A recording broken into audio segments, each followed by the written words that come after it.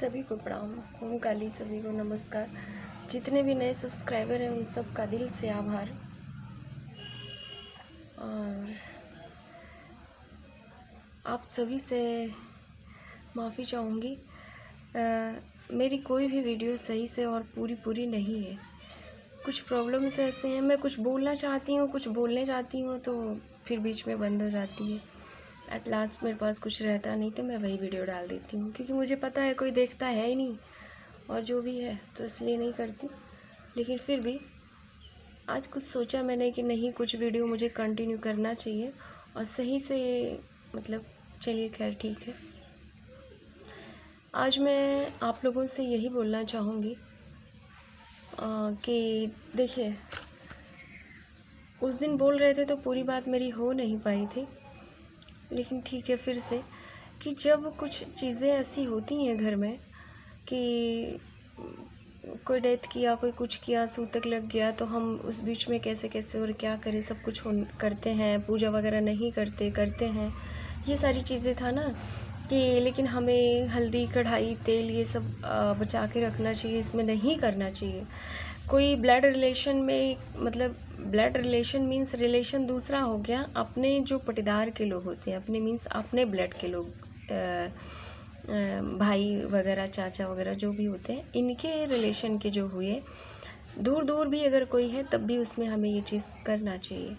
अब आगे क्या है कि हम पूजा का भी क्या करें, तो हम रेगुलर पूजा घर की नहीं कर सकते, क्योंकि घर में ही वो सूतक का लगना होता है, तो हम घर में रोज़ की पूजा नहीं कर सकते।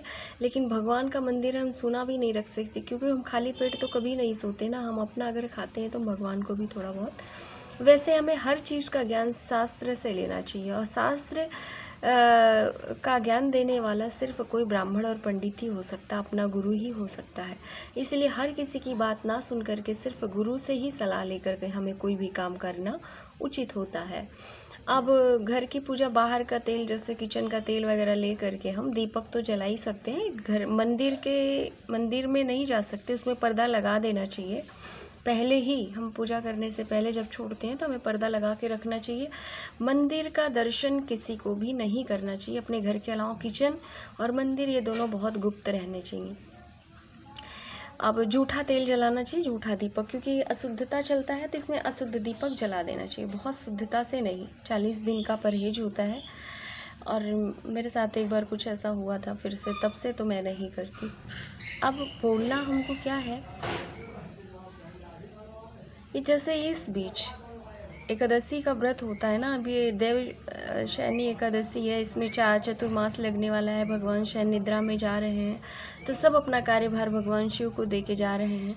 तो इसमें जैसे किसी के घर पे सूतक चल रहा है, कहीं ना कहीं 2-4-10 घर छोड़ के एक घर में ऐसा होता ही है, तो फिर उसमें जिनकी कंटिन्यू एकादशी चल रही है वो कैसे करें। 11 जो कर रहा है हमेशा, तो भैया यहाँ तो बड़ा पंडित भ्रमित करके रखे हैं कि नहीं, क्या कहते हैं, आप सूतक में 11 नहीं कर सकते। अरे बहुत हमारे हिसाब से बड़ी मूर्खता की बात है। एकादशी का व्रत करना संयोग से उस आत्मा के लिए बड़े भाग्य की बात है। जो भी उसके परिवारीजन हों, उनको एकादशी का व्रत करना चाहिए, अनिवार्य रूप से करना चाहिए, क्योंकि इंसान इतना देव आत्मा नहीं है, इतना देव पुरुष नहीं है कि वो सब काम अच्छा ही करके गया है। हर व्यक्ति से अच्छा बुरा होता ही है। तो ये 11 ऐसी चीज़ है कि हम इसका व्रत करके और संकल्प लेके उसको दान कर दें कि ये 11 का व्रत हम उस व्यक्ति के नाम कर रहे हैं, उस आत्मा के नाम कर रहे हैं जिसकी गति हुई है, नहीं हुई है, जाने अनजाने में जो भी पाप पुण्य हुआ है, ये उसको हम समर्पित कर देते हैं। दान का महत्व तो बहुत बड़ा होता है, आप सभी जानते होंगे। दान धर्म का मूल है।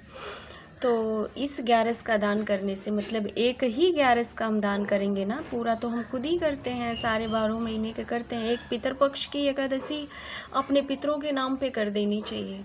दिल बहुत बड़ा होना चाहिए। किसी को इतना भी करने में कष्ट होता है कि हम इतना भी नहीं कर सकते, लेकिन 11 का दान हर किसी व्यक्ति को करना चाहिए पितृपक्ष में, अपने पितरों के लिए। क्योंकि हम नहीं जानते हमारे किस कुल, किस खानदान में कौन पितर ऐसा है जो अधोगति में गया है, कौन पितर ऐसा है जो अभी पता नहीं कितने हजार करोड़ वर्ष तक इस यौन में भटक रहा हो। तो हम कुछ ना कर सके उसके कल्याण के लिए हम थोड़ा प्रार्थना तो कर ही सकते हैं भगवान के लिए। अभी हम सात शरीर हैं, हम कुछ भी कर सकते हैं। वो आत्मा दिव्य हो जाती है, शक्तिशाली हो जाती है, पर वो कुछ करने के योग्य नहीं होती। तो यही करना है मेरा। मेरी बातें ज़्यादा हो गई, वीडियो लंबी हो गई। एक चीज़ और ध्यान देना चाहिए, स्नान आदि करने हम हमेशा हर महीने जा रहे हैं, वैसे हम इसको दूसरे वीडियो में बोलेंगे। हम हर जगह गंगा स्नान करने जा रहे हैं। स्त्रियों को हमेशा पंचांग प्रणाम करना चाहिए, और जो भी पुरुष हों उन्हें दंडवत प्रणाम करके ही गंगा को अपने मस्तक पर लगा के, हे माँ भगवती, मैं आपके चरण में आई हूँ या आया हूँ, और आप जैसे सबके पाप धुलती हैं माँ जगदम्बा, वैसे मेरे भी पाप को आप धुलें। ऐसा करके उनका जल जो है अपने माथे लगा करके 3 बार आचमन करके प्रणाम करके, हे माँ भगवती, आपकी गोद में मैं प्रवेश कर रहा हूँ और मेरे सारे पाप को आप धुलें। सिर्फ 3 बार गंगा में स्नान करना चाहिए। लोग बहुत बार डुबकी मारते हैं, तैरते हैं, उटपटांग काम करते हैं। नहीं, वो भगवती हैं, भगवान नारायण की मतलब भगवती हैं, जगत की माता है, और उनके साथ ऐसा व्यवहार नहीं। हमें हमेशा आदर से उनका प्रणाम करके और 3 बार नहा के और भीगे वस्त्र को पहन करके हम बाहर हमको